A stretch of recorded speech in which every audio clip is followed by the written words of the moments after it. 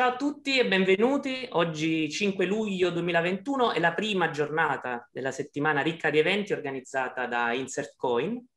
Dopo i seminari di Francesco Serino e Antonio Fucito e quello di Stefano Rossitto, siamo arrivati al terzo evento di quest'oggi e primo evento della giornata con un ospite straniero.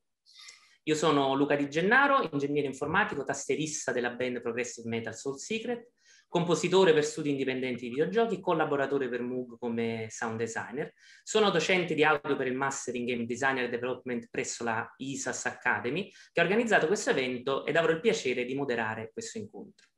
Vi ricordo che è possibile interagire con domande su Zoom dopo essersi registrati sul sito insertcoin.isas.academy. In alternativa è possibile seguirci sui canali YouTube e Twitch del nostro partner Gameplay Café. Dato che il nostro ospite è americano, per farlo sentire maggiormente a suo agio, continuerò questa breve introduzione nella sua lingua madre. So, let's switch to English then. Okay, he worked in the fields of games, video games, websites, theme parks, and more. He co-founded with award-winning author Annie Fox the Marine Computer Center in Marin County, California. Worked as a consultant for Disney, Atari, and Sony. Was one of the founding members of Lucasfilm Games, later called LucasArts. Being producer, designer, project leader, scripter, programmer, director of operations. For games we all love, like Maniac Mansion, Zak McKracken, Indiana Jones and the Last Crusade, just to name a few.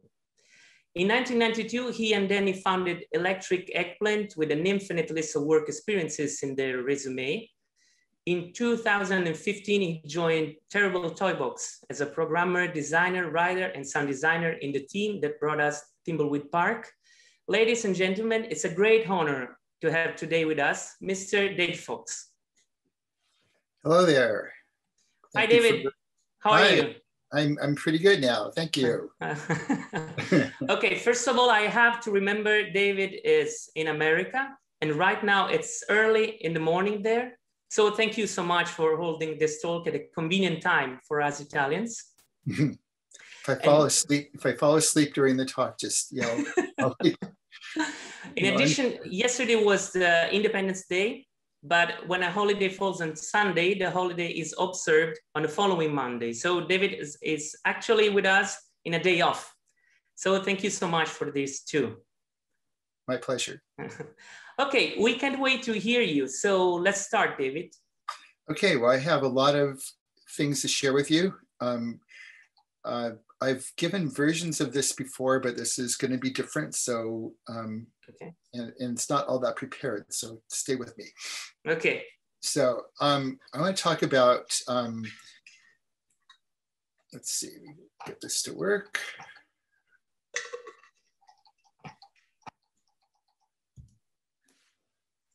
Okay, so now it's not working. Yeah, I can see your screen. You can see the screen, but it's not clicking forward. There it goes. Okay. Yeah. So here's a list of some of the games I've worked on. The first one, going way back, was like 1978, 1979, called Mix and Match Muppets for Sesame Street. They had a theme park that they created called Sesame Place, and they asked for kind of a kiosk game, something that more like a museum where people could come and play it. So it was on an Apple II, and the idea was you'd have different Muppets from Sesame Street that you could choose, like the head of one and the body of another and the feet of a third, and then it would come up with a name. It's very short, really simple game. Most of the rest are from Lucas. There's one which I have not shown before, which is when I was for a short time at a company called Rocket Science Games, where I was a designer on a game called Cadillacs and Dinosaurs. And then more recently, RubeWorks, which is based on Rube Goldberg's chain reaction machine inventions, his cartoons, and Thimbleweed Park. So I grew up in the 60s, 50s and 60s. I was super into science fiction. Devoured lots of books when I was a kid. Among Heinlein, Asimov, Ray Bradbury. I'm really excited that Foundation is coming to Apple TV as a series this fall. That was one of Isaac Asimov's main works. Also lots of TV, of course, Star Trek.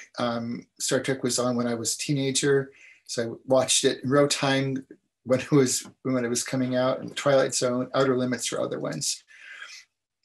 1968, I started as an engineering major at UCLA, University of California, Los Angeles, and took classes like calculus, physics, chemistry, programming in Fortran. I think using paper tape or punch cards. Really didn't like it very much, and realized that, okay, this is not the direction. I like engineering, but this is not the way I got to go. So I transferred to Sonoma State College, and in the humanistic psychology department. And this is pretty much what I looked like when I was there. So I transformed myself too. There we had courses like psychology of dreaming, parapsychology, hypnosis, improv, and mime. So really heavy workload, but a lot more fun. But one of the cool things that happened when I was there was we took a field trip to the Stanford Research Institute, which was down in Silicon Valley. And I saw my first CRT-based computer game. It was called Space Wars, and it was running off of a CRT screen. And you could, in real time, control your little triangle, which was your ship, and have a battle with someone else who was using different keys on the keyboard. No sounds. It was all, you can see, black screen with some white dots. But something in that, just like, wow, it was like one of those aha moments where you realize, okay, I gotta be involved with this at some point. But there was no place to do it yet. So around the same time, also in Marin County, where I was now living, this little company started up called Lucasfilm, and they had a huge hit called American Graffiti. And then soon after, in 1977, there was Star Wars. And actually, it was in the same town that I lived in was where the original offices are. They now have a Yoda statue, an Indiana Jones statue in downtown with a fountain, saying this is where Yoda was born. So as we all know, Star Wars 1977, 3 years later was Empire Strikes Back. And I remember being in line for Star Wars and not really knowing exactly what I was in for, and just being in awe when the first opening scene with the ship flying over you, I think, as most people were, and definitely wanted to get into that movie somehow, but I knew that wasn't possible. So around that time, in 1980, George was asking the question, is it possible to do all these special effects with computers? And Information International created a X-Wing as a CG element. They did some tests, and it just didn't look as good as the models at the time. But they knew that there was something out there that it could happen. They wouldn't have to actually build and destroy those models. They could do it all on the computer. But he realized it wasn't going to happen yet. So the thinking in 1980 was, at this time, computers are too slow, storage is too expensive. But there's this, it's predictable that they're going to get faster and cheaper. So eventually we can do it. So let's find the best people and bring them in and start a new division. So the computer division was born, and with some amazing people. I'll come back to that in a second.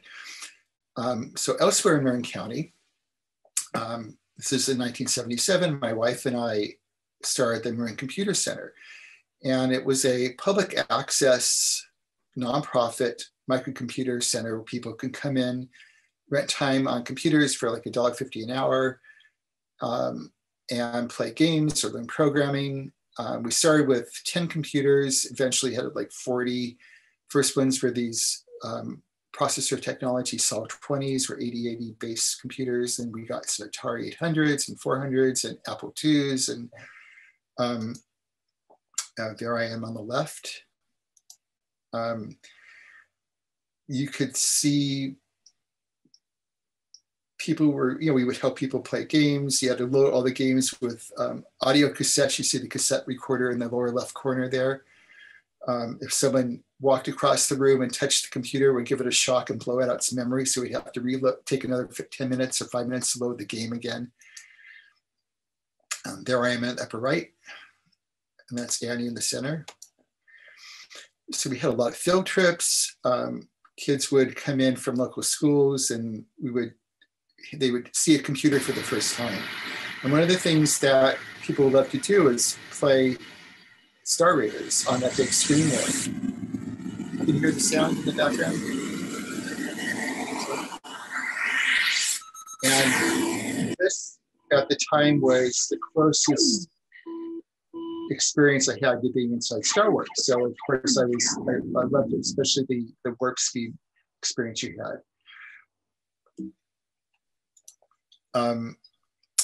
Then well, I was still at the Computer Center in 1980. I started working on this book called Computer Animation Primer. It's actually all online now at the URL there, atariarchives.org/CAP. The book was kind of split into two sections. The part that I mostly worked on was the how to do computer graphics on an Atari 800. And I had examples like this flying through the trench, which again was inspired by Star Wars, and wanted to see how could you get fast motion. So this is really just using color cycling or color register cycling. And I stole for myself in one of my first games at Lucas when I first got there. The other half was looking at animation and film at the time. And this is how I learned about the Lucasfilm Computer Division. I got to go there and talk to them, and they gave me some pictures. Tron there was 1982. The bottom picture was from Star Trek II, Wrath of Khan, which was also 1982. And let me show you a little clip. The thing that was amazing with this was the first experience where you actually see a fly through fractal mountain landscapes. And that came from Lauren Carpenter, who was a whiz with doing fractal landscapes. So this is a segment from the film.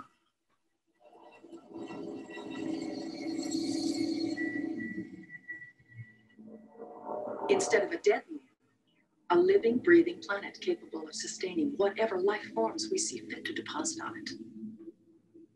Fascinating. The reformed moon simulated here represents the merest fraction of the Genesis potential, should the Federation wish to fund these experiments to their logical conclusion. So,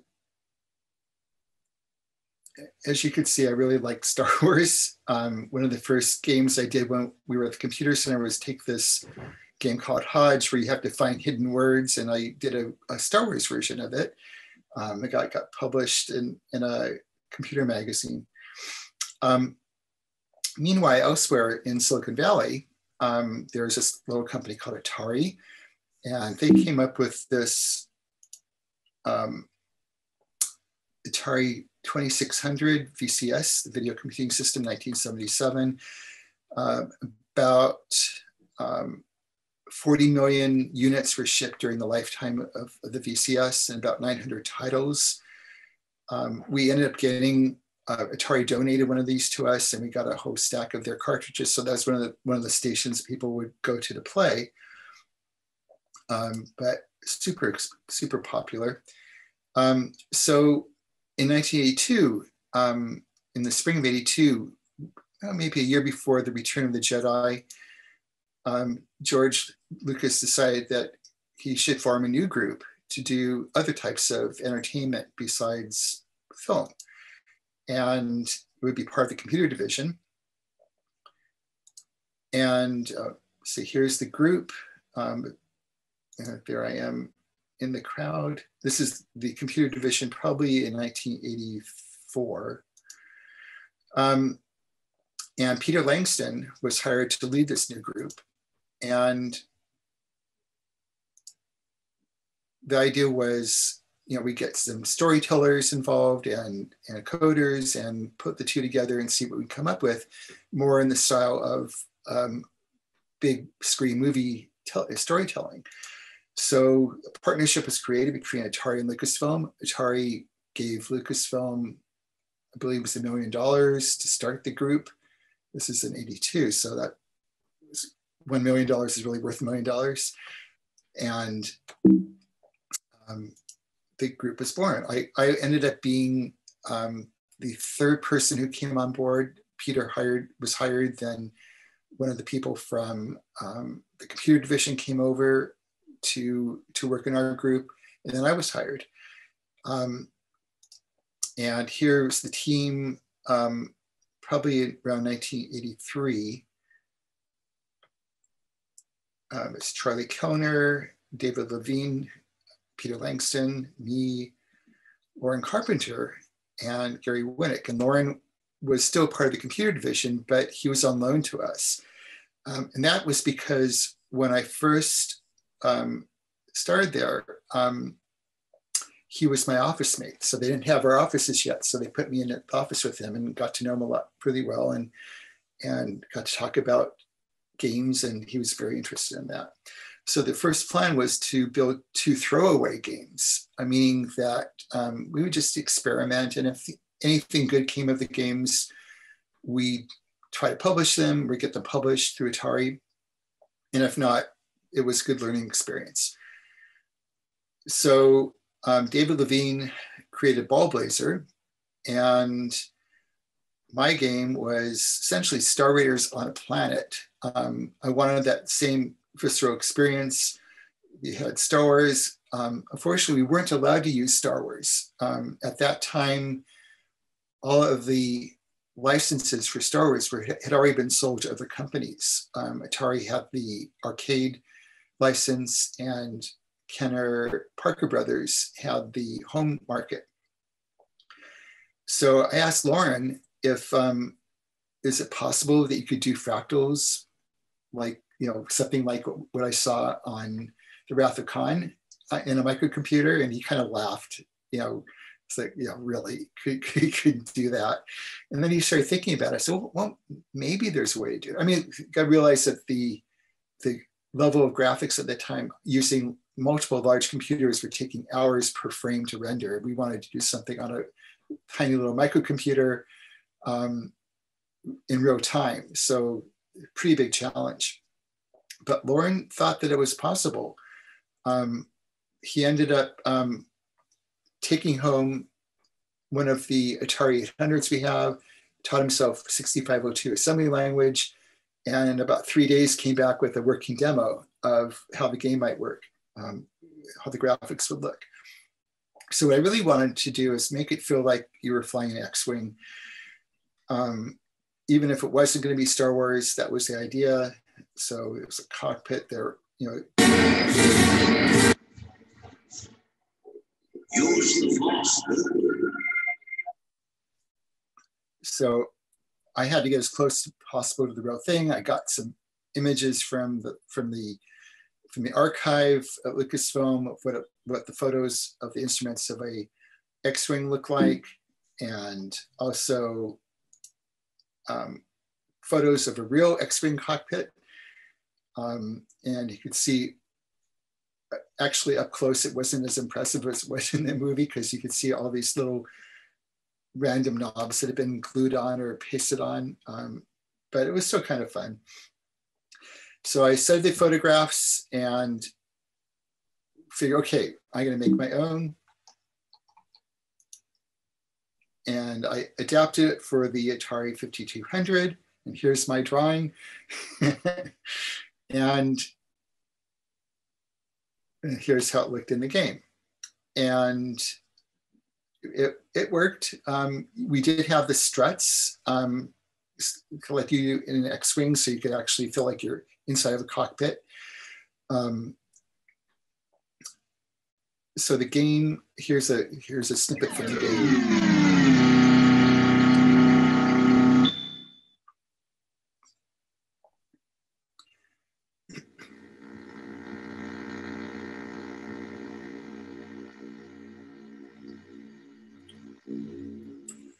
It's funny, there are magazines that are saying that these are the best graphics come out of the games industry. And in the meantime, people inside of our parent company, the computer division, were saying that these were the worst graphics to ever come out of Lucasfilm.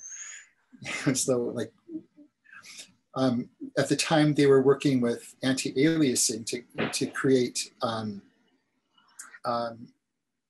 smooth lines when you had not enough pixels to make really smooth lines. And we didn't have the color space to do that. So I have these super jagged window struts there. And one of the working titles of the game was Behind Jaggy Lines, because the lines were jaggy. And that's actually the name of the monsters the monster alien that we have in the game. So the idea is you fly around, you find pilots that have been shot down, you stop, pick them up, they come running towards your ship, they knock on the door, you have to open your airlock to let them in, and later on you find out why that's important.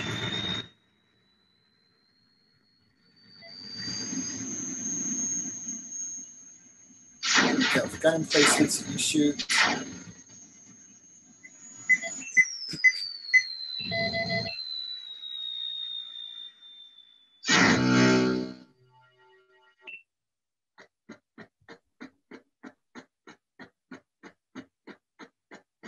Green head.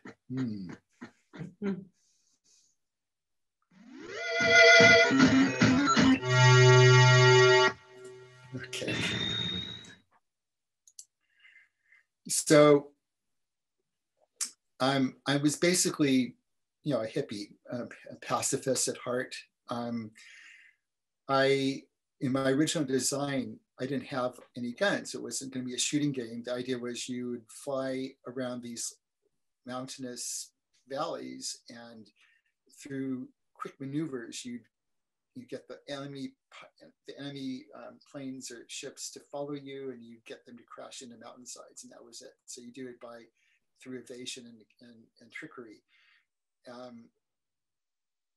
So I kind of wanted to make a non-violent game. I don't want to be shooting stuff. So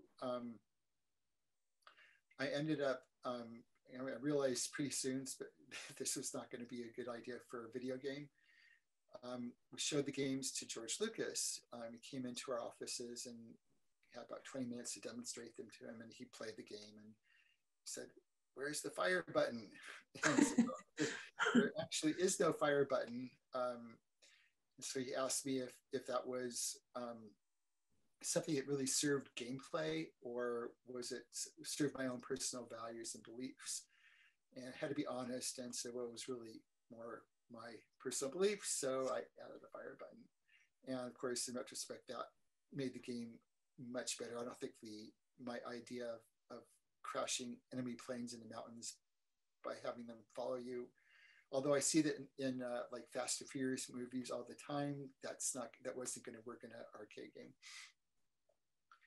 And it was also George's idea to have the aliens. I mean, he said, let's add some tension. What if not all the time that when you pick up a pilot, it's actually a pilot. It might be one of the aliens in disguise. So we went with this idea. Gary Winnick, who is the artist on this game, came up with the Jaggies, the Jaggy Warrior. This is what it looks like without pixels, if you ever wanted to wonder what he really looked like.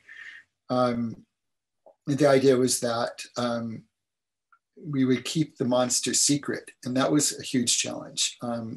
We got Atari to agree to not include it in any of their marketing materials or ads. In the manual, we alluded to it in the back. If something bad had happened to one of the pilots, we don't know what it is. And we actually don't show the Jaggy until level 8. So you're playing the game for 8 levels and getting very complacent, opening the airlock before the knock because you were getting impatient, and Eventually, he shows up, and this is considered probably the first jump scare in a video game. And I still get emails from people describing their experience the first time that they saw the Jaggy pop up. People falling out of their chairs or yelling, or unfortunately, a 5-year-old kid running out of the house yelling, "Mommy, there's a monster in my computer," and things like that. Yes, we must say it is spooky still nowadays. Yeah, well, I remember playtesting this for hours and hours, and I even knew the algorithm that would determine the frequency of when it would pop up and what was likely to happen. And I'd still would get a slight adrenaline rush every time I landed, just knowing that I had to be ready to push the button to kill him before he broke through the windshield. So that was fun. I'll read this statement from someone. I first played Rescue on Fractalus when I was in college. One night when I was alone in my darkened dorm room, I was playing it for the first time. It was around midnight and I hadn't slept in almost 2 days. When the Jaggy jumped on the windshield, I let out a scream and that woke up my neighbors on either side of me, and I fell out of my chair. My neighbors came knocking on my door, wondering what the hell happened. That's a gaming memory I'll always cherish. So we asked Industrial Light and Magic, or ILM, to create the images for the box covers and the manuals. By this time, by 1983, ILM had won about 5 Academy Awards for visual effects. So they built the models and we had a photo shoot. And this is the actual cockpit they built. And I got to be in the cockpit. I'll show you that in a second, but they made it look like it had been shot down. It's Lauren Peterson, Wesley Seeds, and Barbara Alfonso, who are ILM model builders. They also built miniatures. That's Peter on the left, me, and then Dave Levine. And these are models they built that were then shot for the various parts of the manual. And the cover, the box cover, and you can see, like, here's the, looks much better photographed with correct lighting, but this is your Valkyrie fighter that you're supposed to be flying, which was actually built probably from a series of real model kits and put together to make it look like a different plane. There's the Jaggy saucer and a rotofile from Ball Blazer. And you can see the cover for the rotofile. They projected a grid on the back of it to make it look like that. There was actually a composite of multiple images. The saucer, Wesley, who did the saucer, let me go back in a second. Oh, let's see if I can get back there. He was so excited to be able to build something that wasn't an X-Wing or TIE fighter, because that's what he'd been doing for the last 5 years. That he went really crazy and gave it all this detail and made it look amazing. And in the manual, all you see is a tiny little saucer up in the upper right corner there on the front. And that plus inside the manual where it showed up in place was it. So all that detail probably went to waste, except that I actually got to keep it in my office while I was there. So that was kind of fun. So what happened to the computer division? Well, in 1986, George sold it to Steve Jobs for $10 million and it became Pixar and went on to, as we know, create dozens of award-winning films, which I love. Lauren Carpenter became their chief scientist. ILM did create their own internal group, but Pixar really wanted to be doing original movies. And that was the only way they could do that, was to leave and create their own company. So people know why these two people are in a picture together. It's Jim Henson and George Lucas. 1986, along with David Bowie, they worked on a film called Labyrinth. And this was, they came to us maybe 6 months, 8 months before the film was released and asked whether we'd be interested. TriStar Pictures announces the collaboration. Interested in doing a game based on this. Talent. I'll show you the coming attraction first. And Dark Crystal. Where you go with a head like that? George Lucas, creator of the Star Wars saga.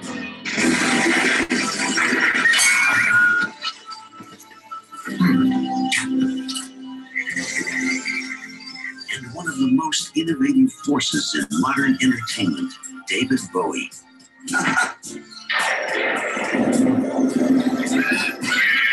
Together, they will take you into a dazzling world of fantasy and adventure. There's nothing to be afraid of.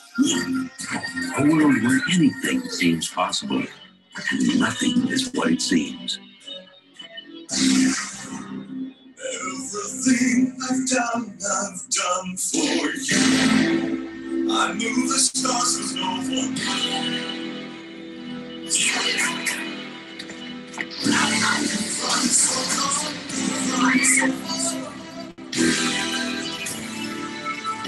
The world of Labyrinth.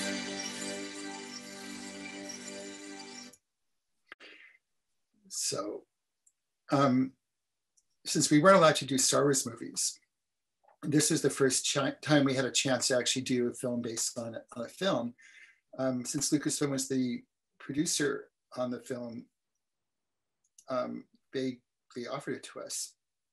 And we figured, okay, if we do well on this, then maybe they'll let us do Star Wars at some point. And all we got to see was some video, we read the script, but since the film was in production, we really couldn't get a full sense of the entire film. So in '86, a bunch of us went to London for a week of brainstorming. And we got to meet with Douglas Adams, who is also a friend of Jim Henson's. And so Douglas sat in all of our brainstorming sessions. And that was an amazing experience. He was endlessly creative. I was mostly taking notes and contributing when I could, but I think I felt pretty intimidated because I actually knew his books. And I kept saying, wow, that's Douglas Adams right there sitting next to me, being very witty. And a bunch of his ideas got into the game. He had the idea of starting it as a text adventure, since this was really early in the graphic adventure era. And what was mostly popular in the field of adventure games were text adventures. He figured, okay, let's start with a text adventure, and then kind of like an homage to the Wizard of Oz, open it up into a graphic adventure. So like in the Wizard of Oz, where it starts off in black and white, then when Dorothy goes through the door, it becomes all full color. Here we would start with text adventure and then go into a graphic adventure at some point. So we had the issue of how do you do a game where people may have seen the movie or may not have seen the movie. We didn't want people who'd seen the movie to have whoops, let me go back a second. We didn't want people who had seen the movie to have a big advantage, but we also didn't want the movie to spoil the game. So we used a lot of the environments and some of the similar puzzles, but had to do little twists on them to make it work. So here's some footage from the game. This game released on the C64. So by this point, we were no longer doing Atari games. Those Atari computers were kind of on their way down. So here's text adventure. We didn't have time to do a parser. We figured it wouldn't be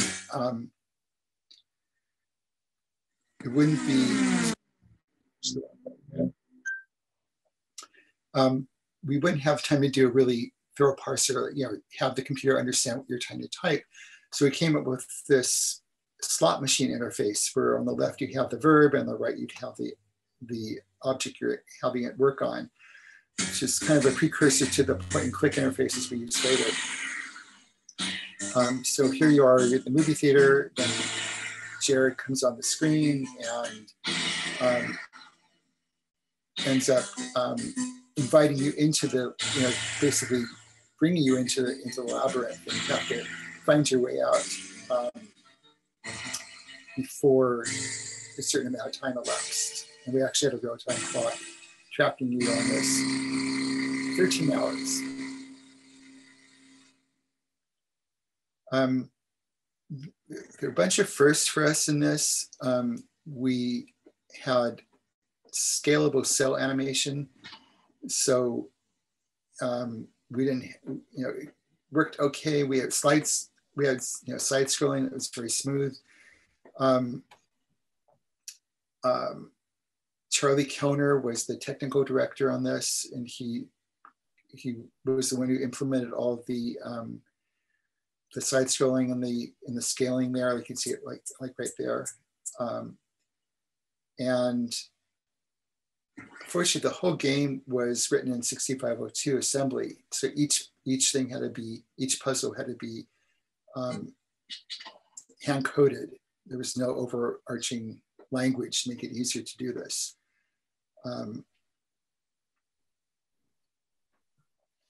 So let me go on. So interestingly, the movie at the time didn't do all that well. I think later it became a cult hit, but at the time it wasn't very popular. And as a result, the game didn't get a lot of money put towards it for marketing. So there probably aren't a lot of people who actually knew the game from back then. Although apparently you can still play it with emulators if you get a hold of it. So in 1985, a games group, which had been in downtown San Rafael, packed up and we moved to Skywalker Ranch. And that was an amazing experience being there. The ranch was on, I think the primary part was 50 acres, but I think George had like 500 acres. Here's a Google Maps view of the ranch. You can see the main building complex there, where the red arrow was the main house. I'll show you a picture of that afterwards. We were out in the back in what was called the stable house. The whole ranch was built as if it had been there for 150 years, with the whole backstory describing the original sea captain who built the ranch with his fortune, how each, every few decades or so, a new building or a new wing would be added. And our building was supposed to have been the place where the horses were kept. And it was made out of much rougher wood and had an interior area where I guess there would have been a water trough for the horses to drink water. That number I got to reuse later in one of the games I think I'll show you, but that's the street address. There's the main house. The library was an amazing room. Watch for this staircase later on, which we used several times in other games. We could go here though and just either ask librarians for reference material for any of the games we were working on, or sit there in front of the fire, in really nice couches in the fireplace and do our work if we need to. We had our own fire department because it was required in order to serve, because we were so far away from anything else that was required. This is the tech building, which is supposedly a winery that had been converted. And this is actually where Skywalker Sound lives. And there's huge sound stages in there for orchestras and Foley rooms. And there's the stable house where we were from the outside. And this is my office. There's Ron Gilbert and Noah Faustine. At this point, we're working on Indiana Jones and the Last Crusade, which we'll come back to. And there in the back behind my head, you can see these two pictures. When I first got to Lucasfilm, I was taken to this closet, which was filled with production paintings by Ralph McQuarrie. And these are all original paintings. These are the ones that were done as concept drawings for the movies. So they said, okay, which ones do you want? So I chose 3 of them for my office, and these are 2 of them. And I was able to look them up afterwards and find them online with, because they ended up in art books and everything. But this was my inspiration, like over my shoulder all the time. This is what we have to match in terms of expectations. Here's the crew around that time. You can see some people you might recognize. It's Ron Gilbert with the blue and purple striped shirt. Noah Faustin on the far right.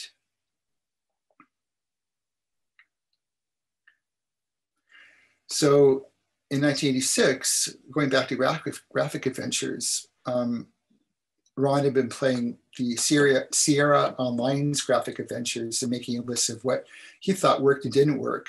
And he came up with his own list of do's and don'ts. Sierra was famous for killing you like very often, quite often. Like the whole pacing of the game was you do something, you die, you'd have to remember what you did, you load a save game, and then avoid doing it the next time. So we decided, okay, let's not kill the players, or if we do kill them, let's not do it arbitrarily. Let's not do it randomly. Let's make sure it's, if you're going to jump out of an airplane without a parachute, you're probably going to die. But if you pick up a piece of broken glass from a mirror, you aren't going to cut yourself and bleed to death. So we tried to change the philosophy of how games were, and actually make it more fun by not having you have to metagame by constantly saving it every time. So no arbitrary puzzles. We wanted our puzzles to make a lot of sense. The idea of being stuck on a puzzle, being stuck was okay, but if once you learn the solution, you realize you never would have succeeded in solving it, then that's kind of unfair. That it feels like it's made up in order to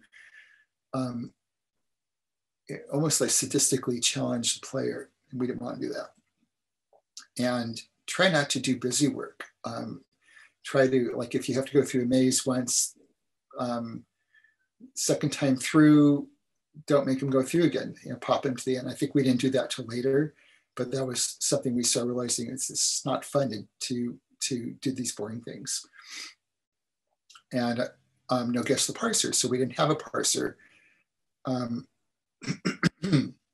Ron had a great article he wrote about this in 1989, and he has it on his website at that URL. So Ron set up a new environment, and he created a new scripting system, script creation utility for Maniac Mansion, which is the first game that he created it for. We called it Scum.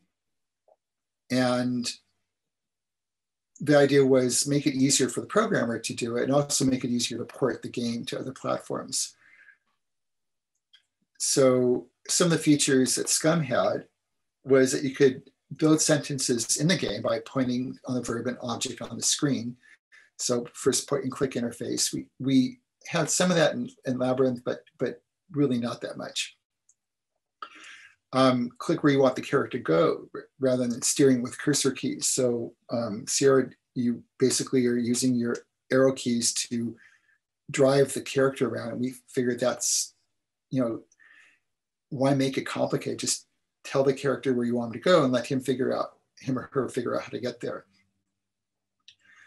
And we came up with cutscenes or these little interactive, non-interactive movies to advance the plot, show you what's happening elsewhere in the game maybe. And do multitasking, multiple scripts running in the background at the same time to keep track of things. And the language itself is very, very readable. Here's an example. Walk actor would be the command, razor the character, and say to object, say microwave oven. And you can figure out what that's exactly supposed to do. Wait for actor, razor. Until razor should do a reach animation, like reaching out her with her arm. Do a break here. So that means pause it to let other scripts do whatever they're doing. And then turn on the oven and have razor say a line. Here's a script for animating a clock. So you basically have a do loop, change the state, play the sound, wait for 60 jiffies or 1 second, and then do it with it turned off. And to launch this in the game, when you come into this room, you just have a command called start script clock tick, and that's all you had to do. And it would just keep running until you left the room. So these are some of the concept art drawings that Gary Winnick did. Gary and Ron were the designers on this game. Ron took about 9 to 12 months to develop the SCUM system. He actually first started coding in 6502 and realized this was going to take forever to do. So Chip Morningstar, one of our people, suggested doing a compiler, an interpreter, P-code interpreter.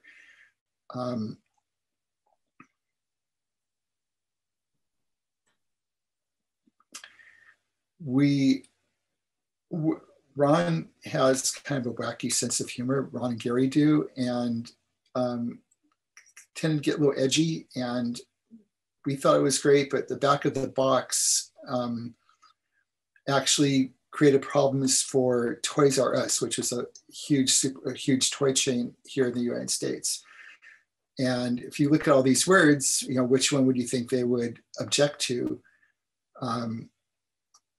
Greed, power, mutants. No, it was the word lust. So we had to change the whole box in order to let them have it in the store and get rid of that word. And we had, oh, here's a little video showing some of the gameplay. So one of the things you got to do here, which made the game replayable quite a bit, was choose which of the 2 other kids you want to be on your team. Plus side was replayability. The downside was that we wanted to make sure you could win the game no matter which team you created, and each kid had different abilities. So that meant that you were actually creating, you know, orders of magnitude more complexity in testing the game to make sure everything worked properly.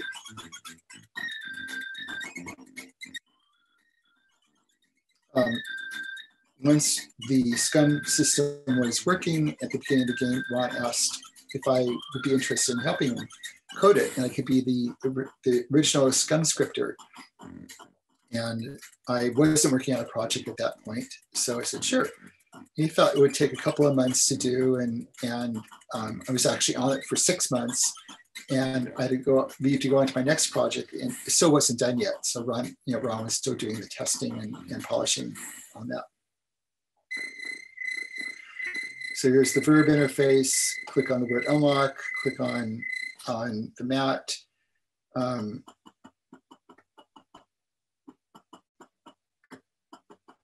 Here's the spiral staircase I showed you before. So I'm going to skip at this point. So we had issues with censorship when we did the Nintendo version.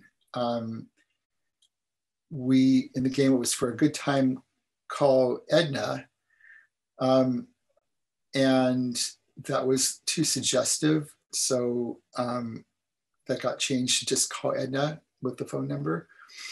The original game had a pinup calendar on the wall, and this is how it had to get changed for Nintendo. The mummy on the right and the other calendar had to get removed. And there was a statue in the original version, which was too suggestive also. So that got, well, we tried to do the first version and they said no, so that got removed. So my next project was Zak McKracken and the Alien Mindbenders. I finished working on Maniac Mansion and had now a lot of experience working in Scum. So I wanted to do my own game this time. And I was still, very interested in new age phenomena, spirituality, psychic stuff. And that was the focus I wanted for the game. So our general manager, Steve Arnold, hooked me up with a guy named David Spangler, who was a spiritual author, teacher, and sent me up to Seattle area where David lived, and I spent a couple of days brainstorming with him and ended up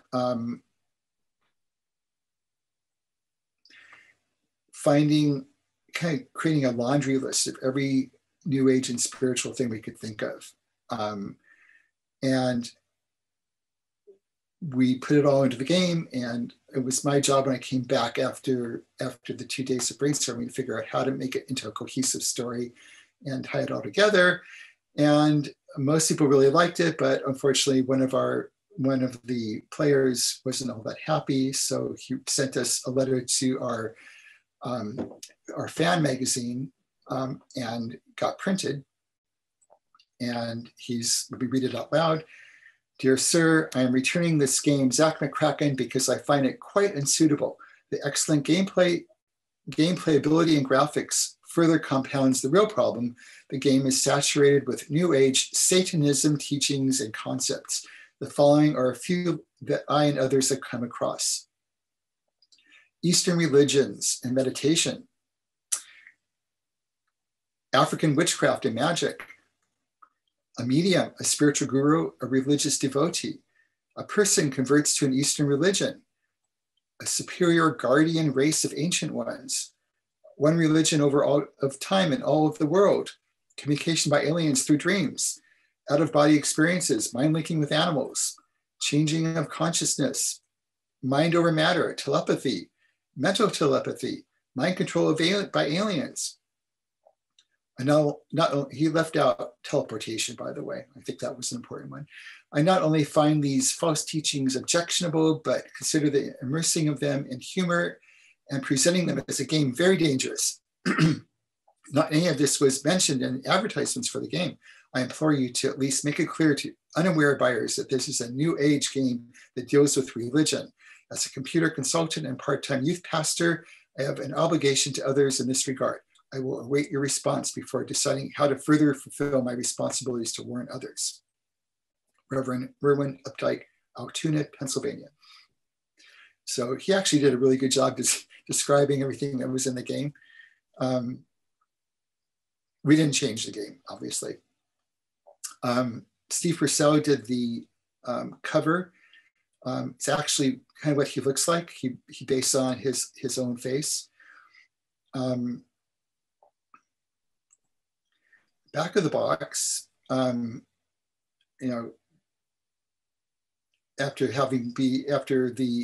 being able to be on the Rescue and Frackless box myself,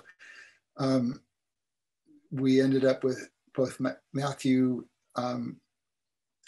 Kane, who's my co-designer on the game and co-scripter, and myself. And notice we both have beards. Well, Matthew had a beard anyway, but my beard was grown during the creation of the game.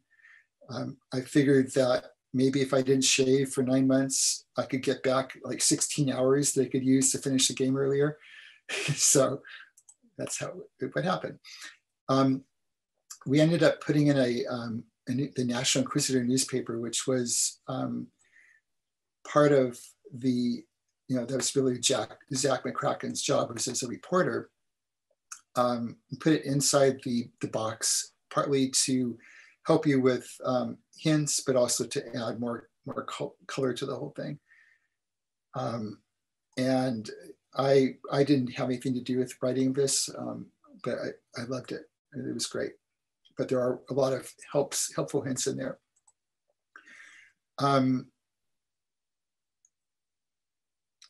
Okay, a little bit of video from this.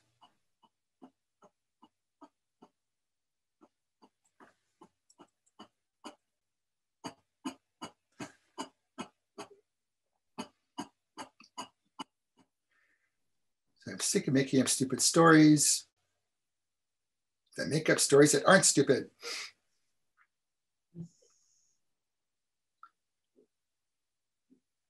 So Zach gets sent to Seattle to do a story on this two-headed squirrel, which has been terrorizing tourists up there, hikers.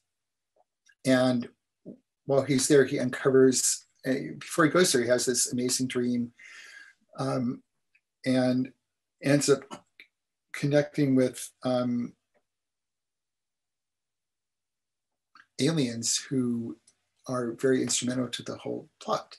The idea is that there are these bad aliens that are trying to take over the world. They're very, very stupid.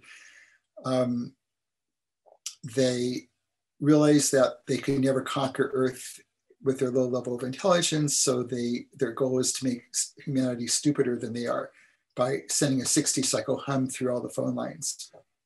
This is before cell phones, so I don't know how that would work now. I guess you could just do it through Bluetooth, maybe.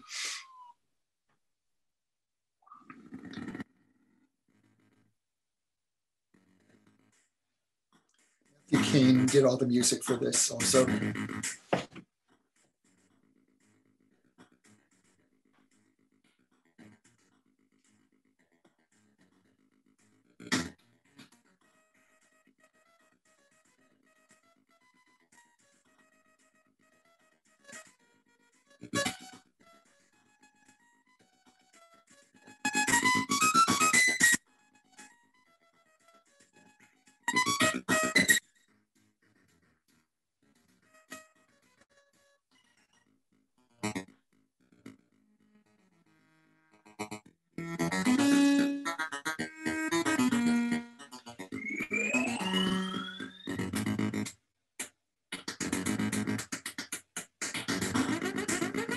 So in the game, the aliens use cowboy hats with holes cut out of them and Groucho nose glasses as their disguise.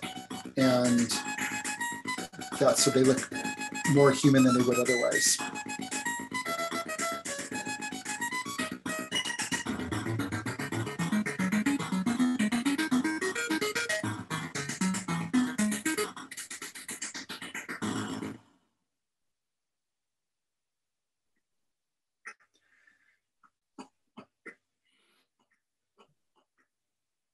So this is, that was the original C64 version. This was the EGA version we did for PC.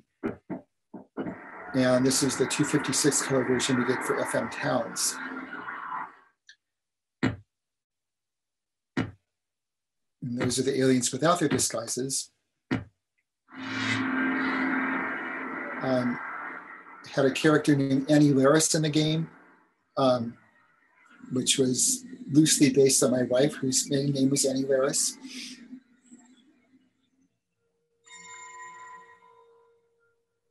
This is the guru that you meet in Kathmandu.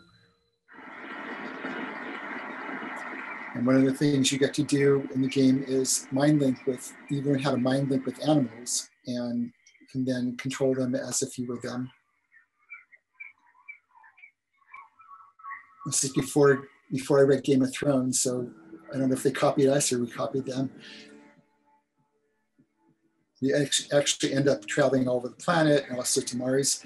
Because I really wanted to, after spending 6 months stuck in the Maniac Mansion, I really wanted to expand the universe we get to play in. So, Mars was also part of it. And that was because David Spangler told me about these photos that came back from NASA from a probe that went to Mars that looked like there was a face that was on the surface. So there I am with my Zak McKracken shirt, and I have finally shaved.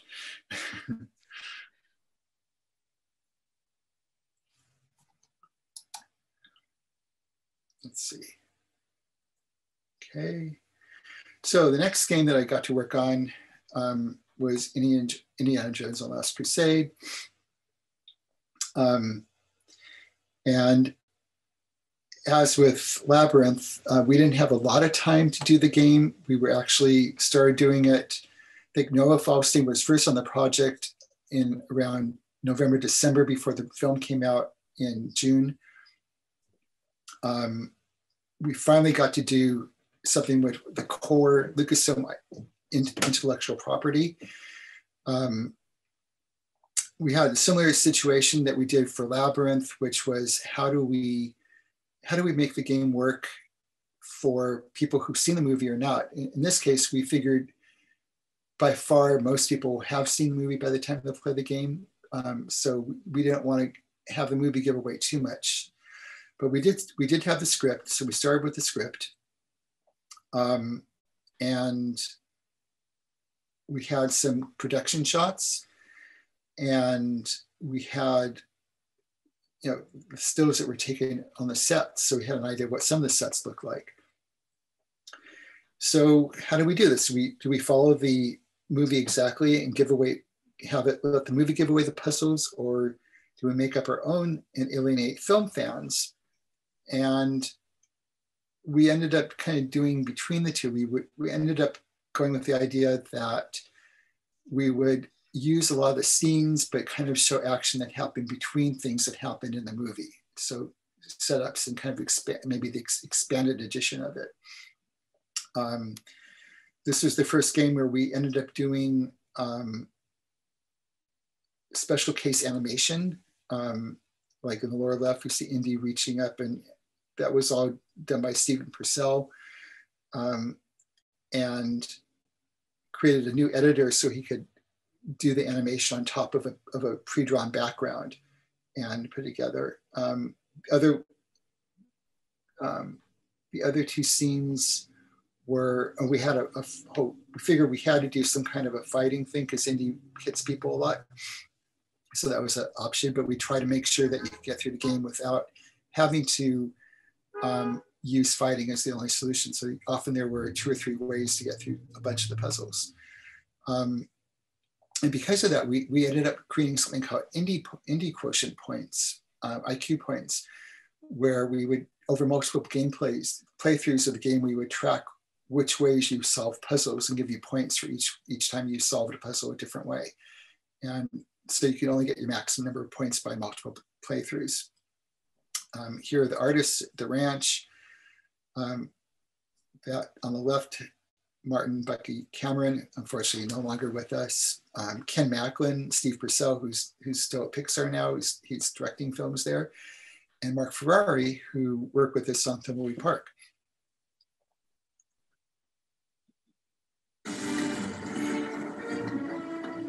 And there's the inspiration for the train we used in the beginning. We thought about using the whole Young Indy piece, but we decided that we just didn't have the time for it.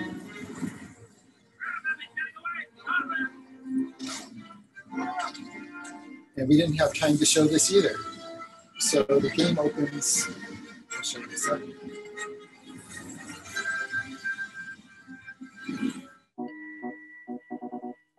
So here's the inspiration for the game, or the train.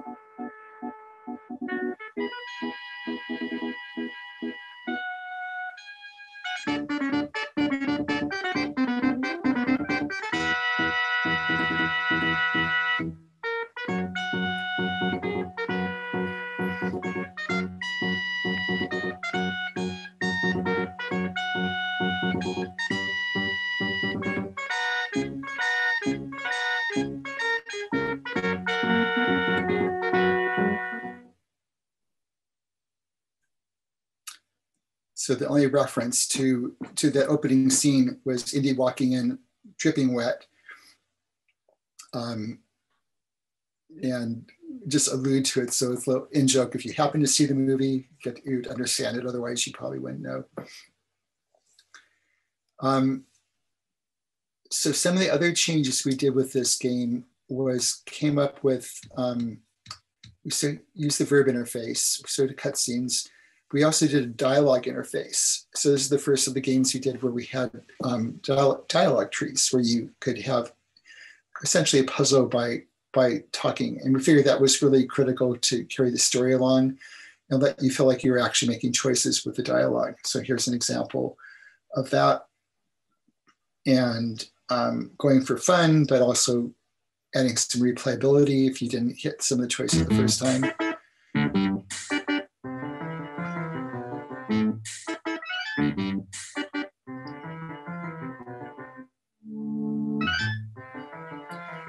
So obviously the piece in the upper left corner was from the movie.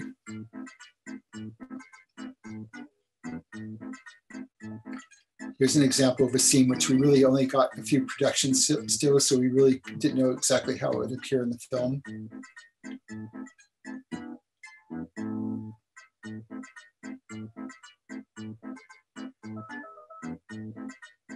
And there's a whole sequence in the movie. I think what we happened, we wanted to lose Marcus. I think in the movie he was with India the whole time, but we want to get rid of it.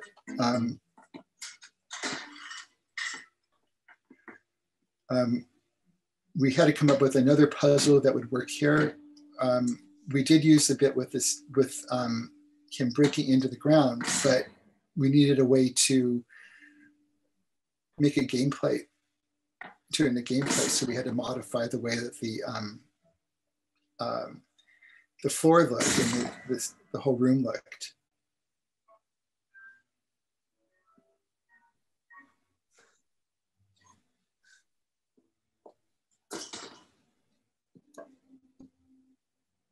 So in the movie, Indy has to go down below this, and this is where the catacombs are.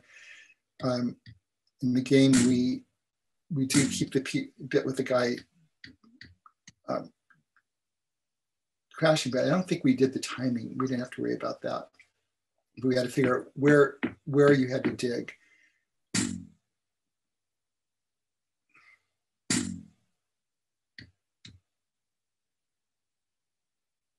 It's more special case animation at the time. And this is what I showed you before.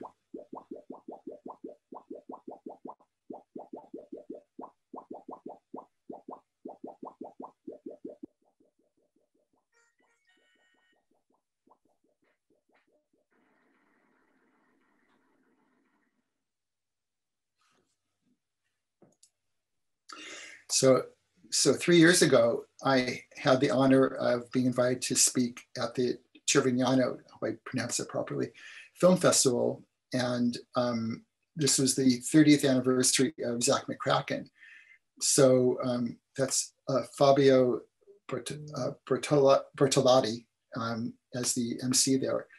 And we got to bring in Matthew Kane via Skype. So we got to both talk and answer questions to the audience. But of course, since this is my first time in Italy, I've loved it there. And I had to go to the same place where that scene was filmed in Indy. There I am standing in front of what was supposed to be a library. It's actually had been a church that was now converted to a museum. Library interior is very different. India also came with a bunch of pack-in materials, and we used a Grail diary partly for, because it made sense for the movie, but partly as a copy protection thing. It made it hard for you to play the game without, in fact, close to impossible to play it without the diary, because there are random things that would happen. You'd have to refer to the diary to figure out what to do in different instances, like which Grail cup to get. And it was a lot better than the older ways we used with copy protection, using like wheels or secret codes you have to enter. It add a lot of color to the game. During the game, since there are 3 designers on it, we all were kind of sensitive to how do you make it feel fair to feature all of us without one of us getting top billing, since it was pretty much equal creation between Ron Gilbert, myself, and Noah Faustine. I think I mentioned that. Ron and I both came on the game to help Noah, primarily because of the tight schedule. We realized we only had like 6 months till the film came out, so we had to really push hard to get it done. So we, for the opening scene, we kind of staggered our names, so it's not really clear. You know, Noah's on the top, but Ron's on the left, and it kind of made it seem like we're kind of even without giving us top billing, one of us top billing. We had issues with some game stuff. There was one incident where near the end of the game, Ron had given me some dialogue to pop in for the end sequence, which was very irreverent and very tongue-in-cheek.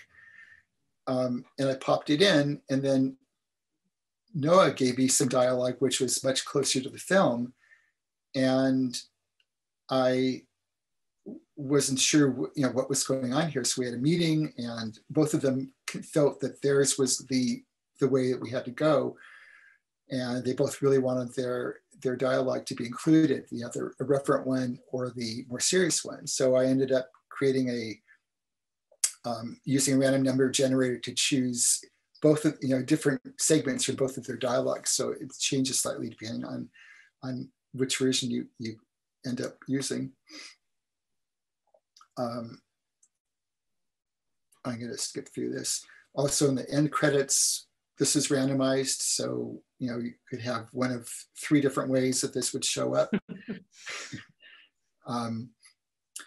Finally got to see a screening of the movie maybe a couple of months before it came out at Paramount. So we flew down to Los Angeles and went to the first official screening there, and saw several scenes that we had in the game based on the script that had been cut from the movie.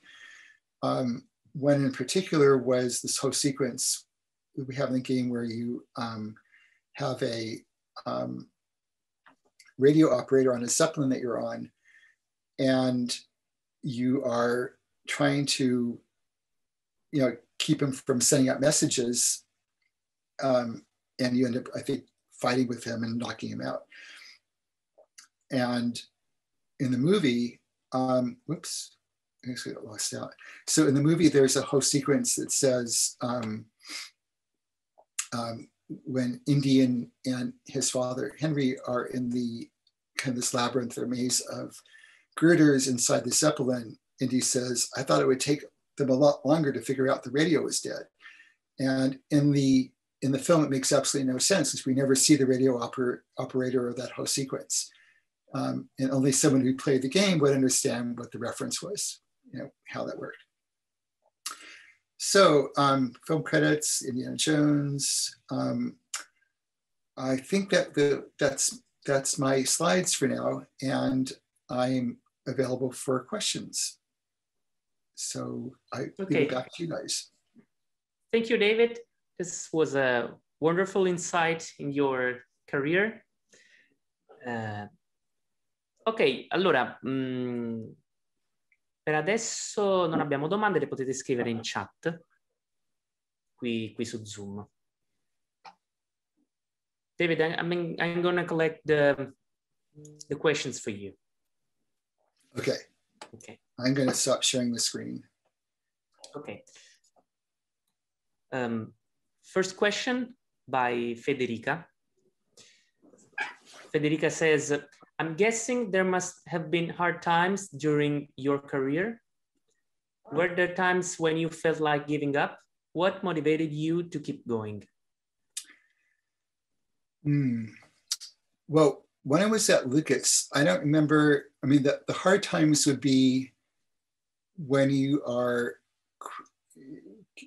get to a certain point in the game and you realize that you are going to miss your deadline and you have to keep on crunching or working harder. We were really lucky in that, as compared to some other companies, we were never forced to ship games before they were ready to go. So if a game wasn't ready, we would usually get an extension. There was still pressure to get it done, but we had a pretty strong edict that we wouldn't ever, don't ship shit. Was really what the line was. we wouldn't ship anything that was before its time. We also didn't have pressure from marketing, to at least while I was there, to do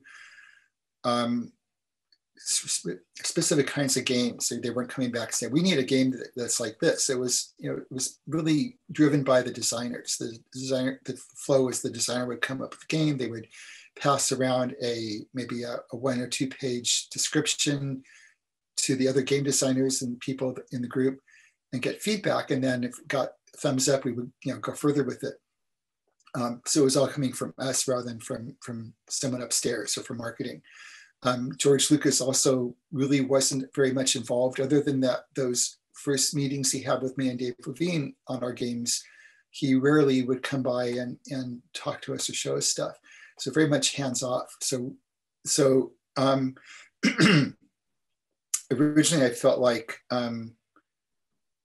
the huge disappointment that we weren't going to get to do Star Wars games when I was there. In retrospect, that was really a blessing, because we had the total freedom to do what we wanted and to find our own voice and to experiment without worrying that we were going to mess up or sully the name of the company, the Star Wars, the name. That totally changed, I think, after I left. Star Wars became pretty much the only thing they were doing. And because they were doing Star Wars, there was way more hands-on from George Lucas, especially in the 2000s. I heard some stories about him requiring changes in some of the games they were doing that cost huge delays by having to rework the game design and throw out huge parts of the artwork that had been created. So we were super lucky during the time I was there. So going back to the question, I think Labyrinth might have been the most difficult game that I worked on, and partly because there was the time pressure for the movie. There was issues with some choices between me and the other lead on the project and how we wanted to proceed, and it was uncomfortable. So that was not my favorite project at the time, but most of the time I was there, things were great. It was like, are we gonna? And there is a point when you're crunching, where you feel like you're never going to get to the end. That's probably the worst part. But you don't really have a choice to give up, so you just keep going. Hope that answers the question. Okay. So let's see if there are other questions. Okay, another one.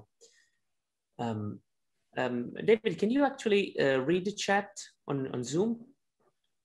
I do see it, yes. Oh, okay. We have the question there. If you prefer to read the questions. Sure. So the next one is, what do you think about today's graphic adventure? Have you tried anyone? Well, I did play Thimbleweed Park. and play tested. And play tested. I played it too much. I'm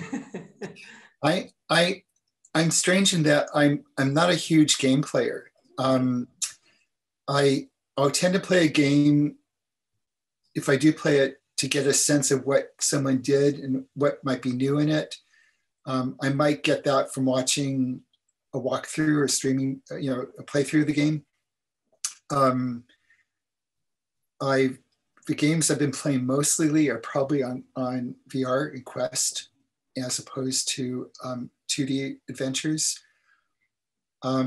So the answer is kind of no, that I haven't, but I'm aware of them to some degree. I think part of the problem for me as it maybe as a game designer is that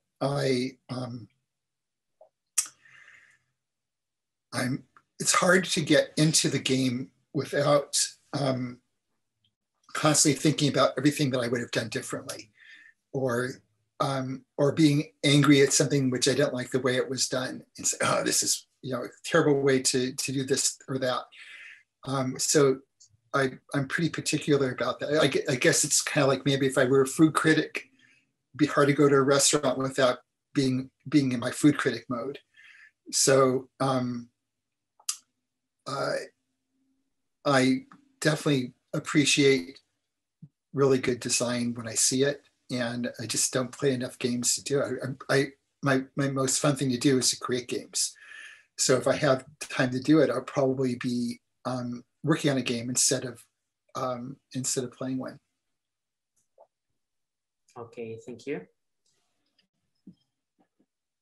Okay, actually, I have a question for you. Okay, while waiting for other questions, my question is: there are fields where a wrong final decision can actually change a product's fate. I think about CD mixing, for example. Okay, a wrong mix can ruin an album. Okay, does this happen in the video game industry? Yeah, I'm sure. Excuse me.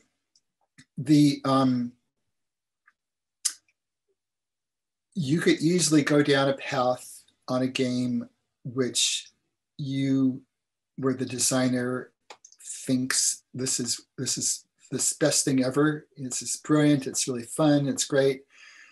And then if you're doing the proper thing, you end up with playtesting, where you bring in people who maybe one at a time who've never played the game before, sit them down in front of the computer and watch them play, and then have them, and don't give them hints, which is super hard.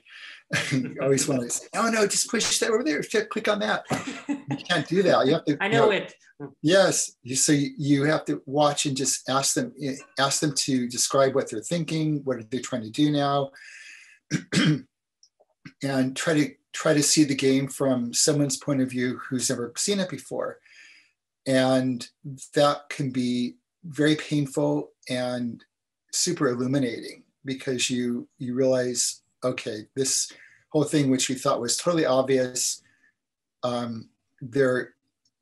the player, at least this player, is totally missing the point, or they're lost, or they lost the thread of what the story was, or they got into a situation they don't know. There's so many things to do, and they have no idea what to do next, or something you think was really funny, they're not even laughing at, or all those things. So you do a lot of play testing. It's totally different than bug testing. This is where you're really looking at how the gameplay works. Okay. And if you're doing it properly, you do enough of it so you get a really good sense of what works and what doesn't work. And you can't be really precious with your good ideas. You have to be willing to cut sections of the game or add new sections, or in the case of, say, Thimbleweed Park, since it was a Kickstarter funded campaign, people who were, and we advertised the game as, we promoted the game as like, here's a game which was very much a throwback to, or should remind you of the games like that you played in the 80s and 90s for Lucasfilm, as if you found an old Lucasfilm game you didn't know about in your drawer, in your desk, and you put it into your computer and played it.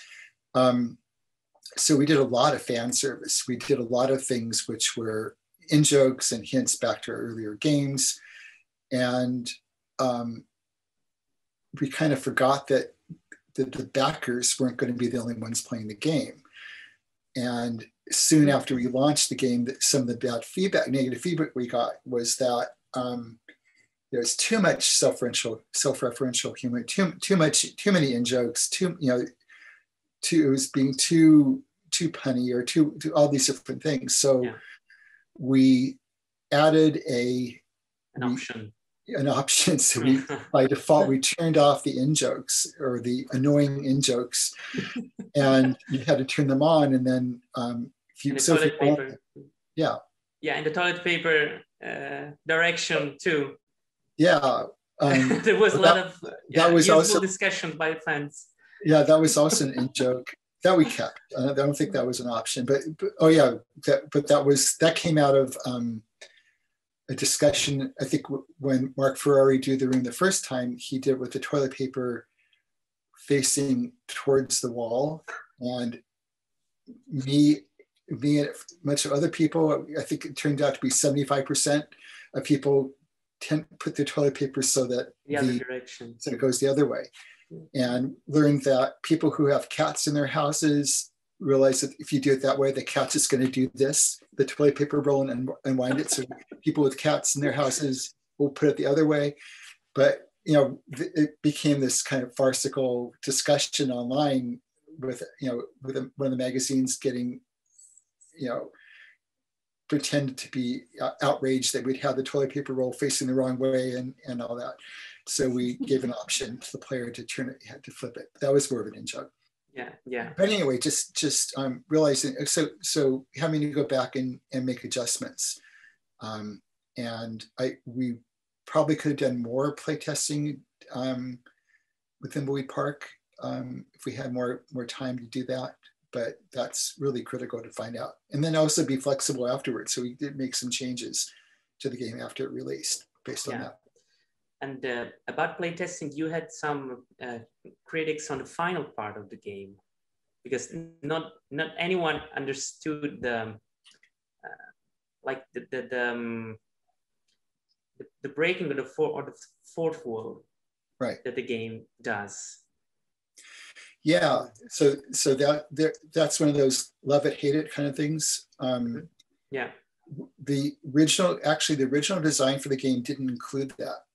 That was something that Ron came up with, you know, maybe halfway through the game project, and we had all this. I don't want to give away spoilers here, but we had all this art, which was, I mean, the way we would create the game was programmer art. Yeah, use programmer art, really rough, call it wireframe art is what we were referring to it as. But find a way to get the game running really, really fast without good art, to get a flow of the game, a sense of the size of the universe, get a bunch of puzzles working, and then realize which rooms we could cut before we spend all the time to do a really highly rendered version of it. Mm-hmm. So we had all those rooms and we ended up being able to use them at the end, but that wasn't the main reason. I think it was, you know, Ron really loves unusual endings, or kind of twisty endings. People who played Monkey Island, Monkey Island 2 especially, will know that.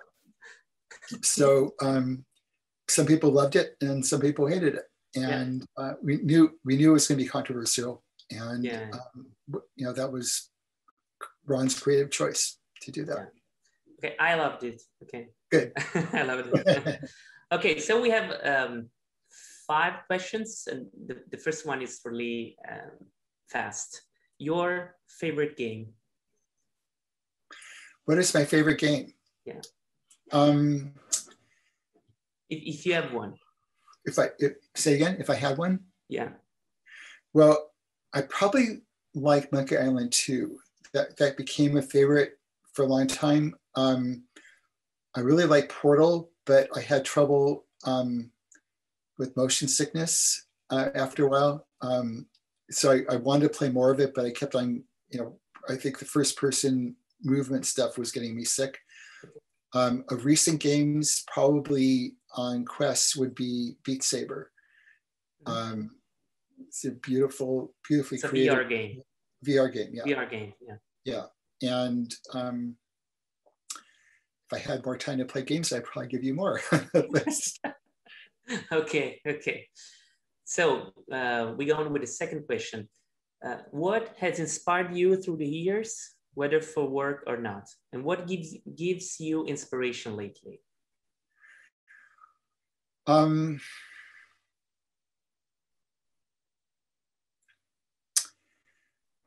Let me think about that. Well, my wife, definitely. I mean, we have long talks about all sorts of things and walks and hikes, and I think we kind of contribute inspiration back and forth between each other on that area. I really miss traveling. I loved going to Italy, and then in 2019 we went to Germany, and also 2018 went to Japan. And I get all sorts of inspiration from immersing myself in other cultures and seeing great places, and either historically important places or artistically or just beautiful scenery. I'm probably inspired a lot by certain TV shows and from movies, and those, clearly Star Wars inspired me way back, because that got me going with my first games. I love time travel movies, especially if they're consistently hold together, if there aren't any big plot holes. Back to the Future, I thought was almost a perfect movie. Everything just tied together perfectly. The sequels, not so much. Okay.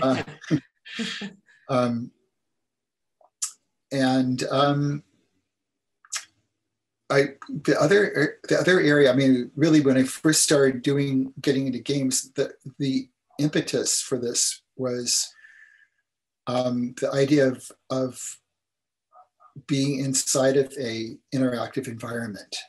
VR is getting close to that, but I was picturing kind of an interactive Disneyland, and that was when we were thinking of what I wanted to do with my life.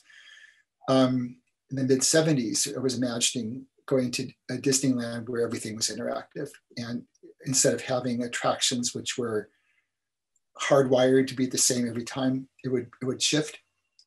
And figure, okay, if I'm ever going to do that, I need to learn about computers and learn games, and that was really the driving force. When I first joined Lucasfilm, I told Peter, and then later I told Steve Arnold, when he became the manager, that this was really what I wanted to do eventually, was something that was much more immersive. And clearly we were going to do home games first, but in 1990, Steve asked me if I could be the director of operations for a year to kind of transform from a flat hierarchy of the company where everyone was reporting to him, to bring in more mid-level managers and kind of take over to help set that up. With the promise that after a year of that, I could hire someone to replace myself and then do a location-based entertainment project where it would be much more like the immersive kinds of games I really was interested in doing.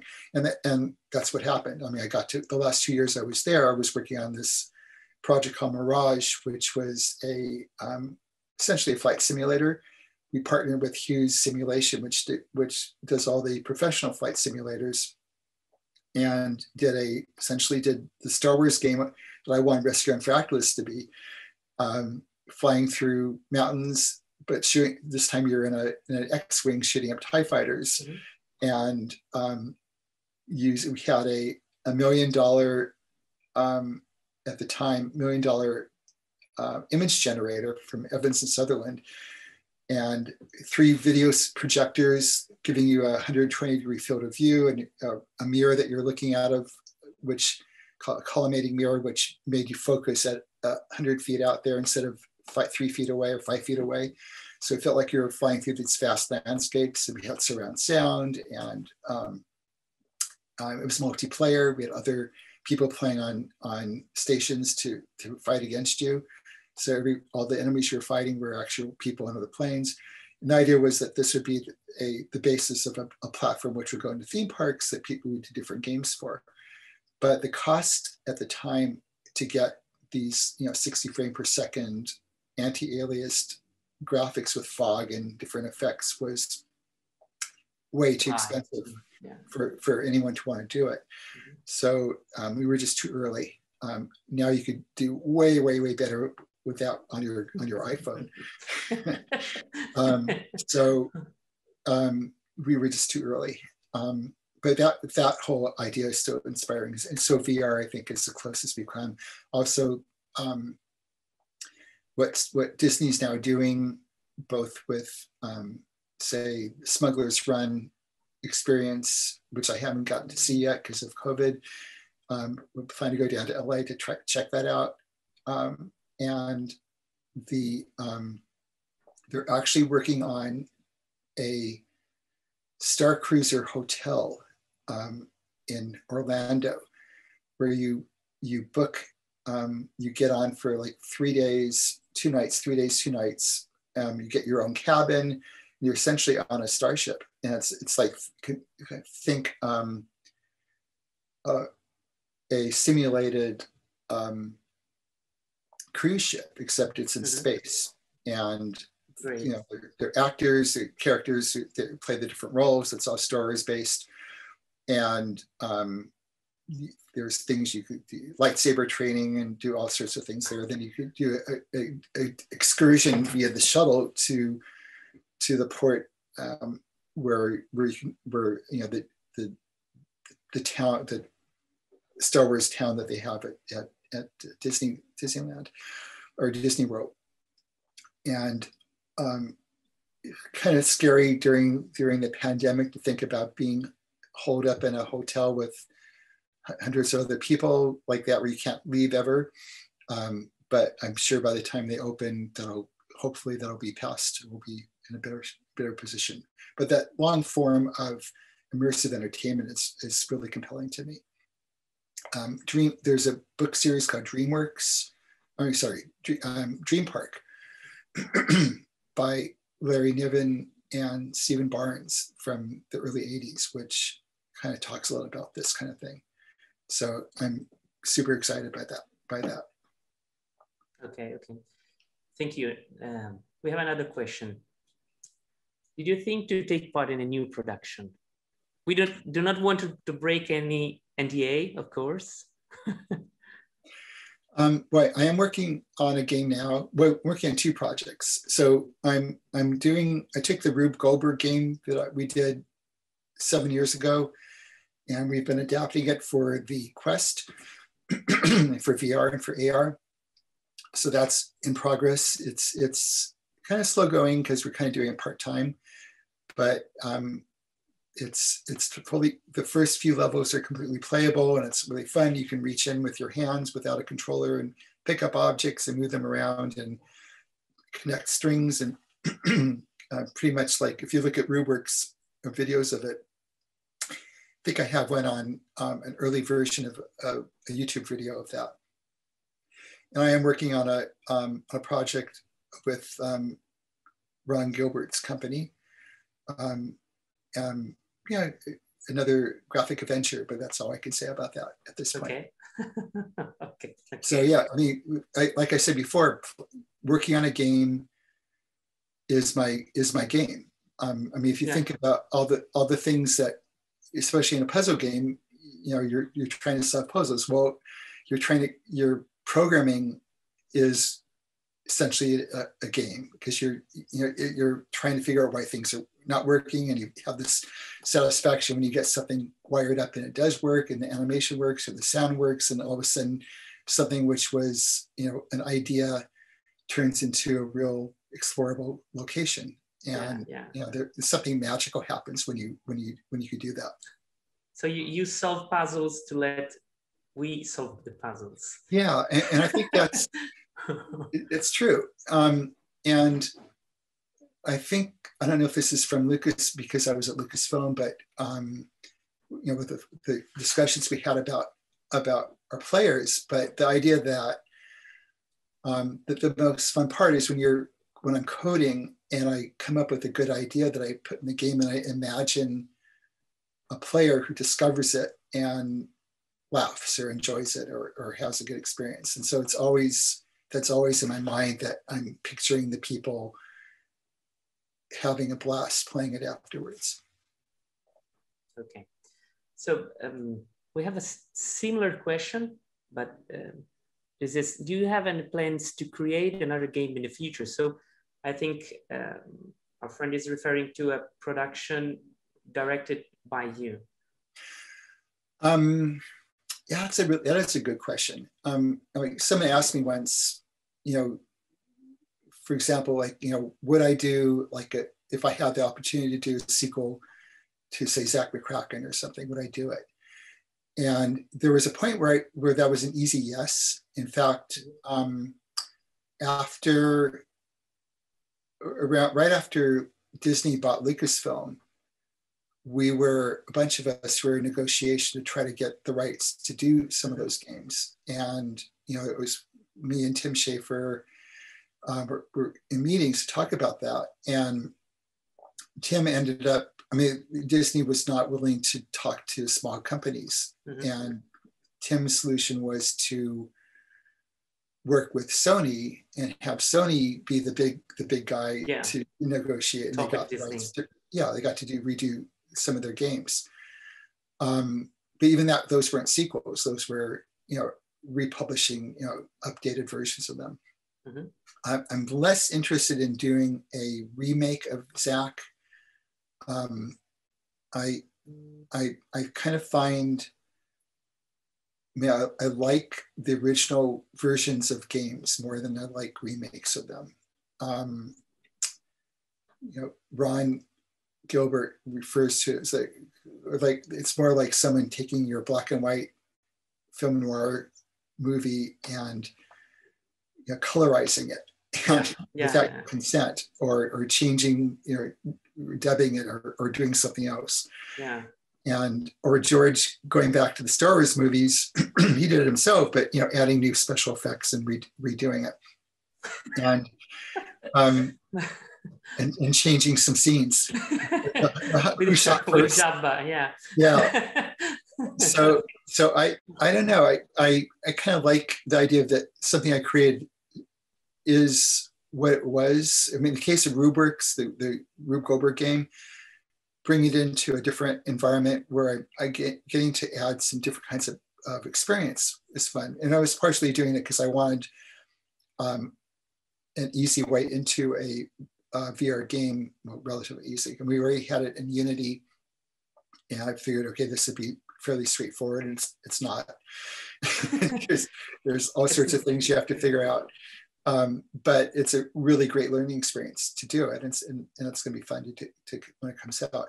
But to revisit something I did before, I don't know, to do a sequel based on it, to go back in a universe, then do I want to spend 2 or 3 years of my life doing that? I don't know. That's a really good question. If it were a VR type experience, it would be probably an easier answer. So I think if I think about that, like, would I be willing to manage or run a VR game, or be involved, even if it wasn't mine, if it was, if I was one of the collaborators on a project, then for sure I would do that. Okay. So it's kind of like a non-answer. Like, it's really, I don't know. Okay, so we have a last question. Okay, new technologies change the genre. Do you think is a good thing? Or maybe new graphic adventures miss some of the original vintage flavor? And so maybe because that some of the new are a little bit old style, maybe in search of that flavor. Yeah, there's, we kind of came up against this in Thimbleweed Park. With touch screens. Yeah, we did a really nice version for the Switch where you have the option of using touchscreen or controllers or both. But in terms of being true to the form of the original point and click style with verbs versus, going into something more like, some people refer to some of the games as walking simulators, where you're not doing a lot of interactivity, but you're more exploring. I think you could take the experience of the exploration of real interactivity in a graphic adventure, and obviously lose the verb interface. We intentionally chose that in Thimbleweed Park because of the promise, what we were offering to people as an experience similar to what you had before. We did a year ago, Ron and I did a game called Dolores, which was based in the Thimbleweed Park universe. It was kind of like a free game we did during the lockdown from the pandemic. And we both had a lot of extra time on our hands and we wanted to do something fun for the fans. So we were experimenting with other ways to do the interface on that one. And that one, instead of having all the verbs available, you have a little pull down menu that pops up with options that you could choose based on what you're clicking on. And that in some ways that's similar to the coin type interface that was used later on in LucasArts days. But here we weren't limited to like 4 or 5 verbs. We could come up with whatever verb we wanted to. And I like that. It didn't feel constraining. It flowed more like a story would, I think, where you're not locked down to trying to force the puzzle into these 9 or whatever verbs you have. You choose the verbs or the descriptions that match the situation at the time. I think that worked pretty well. I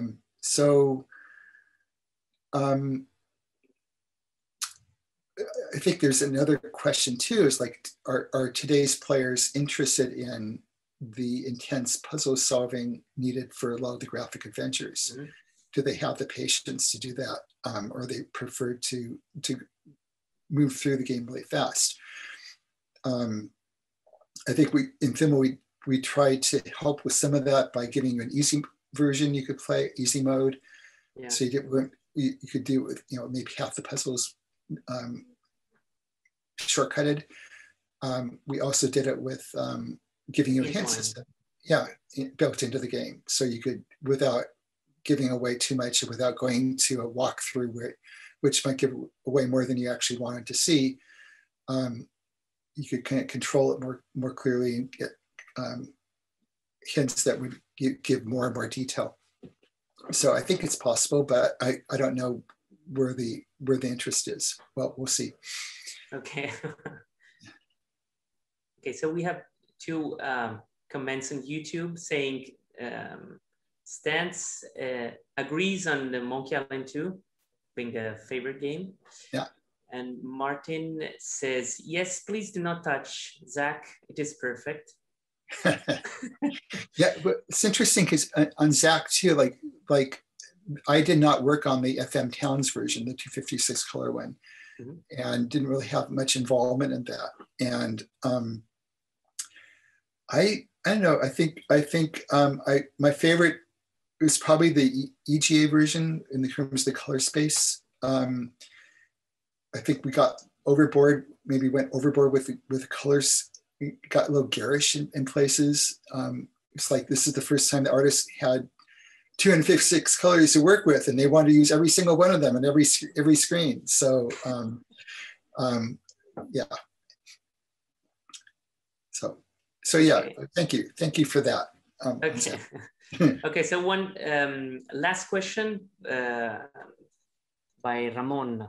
Zak McKracken is the first game that predicted back in the 80s that people will hardly ever pay with cash in the future. Did you have a foresight back then that people would predominantly pay with credit cards? Yeah, pretty much. We had our cash cards that you had to fill up, so it was similar. We had credit cards back then, but I rarely use cash. Now for me, it's a mix between credit cards and my phone, where I'm just tapping my phone on the screen. And,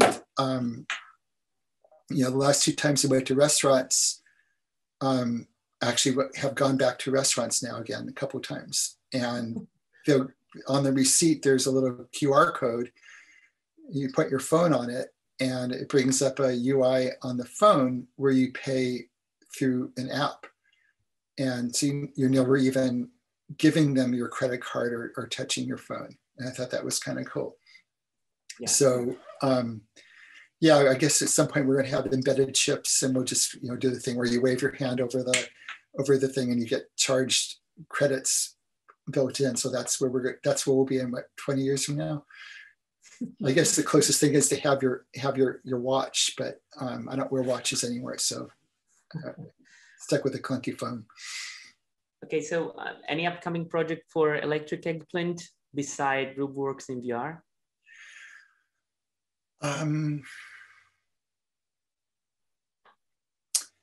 Probably not. I mean, Annie is working on novels right now. She's writing, so not likely. I mean, we don't want to be the publisher for that. Hopefully she'll find a mainstream publisher, but if not, then that's a possibility. But other than that, I don't have anything lined up. I'm kind of booked up for the next year or so, so I'll have to revisit after that. Okay, David, this is this was the last question, so I think we are done. We really say thank you for your time. It was an honor to have you with us. Thank you. I enjoyed it. I hope that was of value. Yeah, it was, certainly. Good. Okay, so have a nice day. I'm going to close in Italian for the friends. Okay. Ok.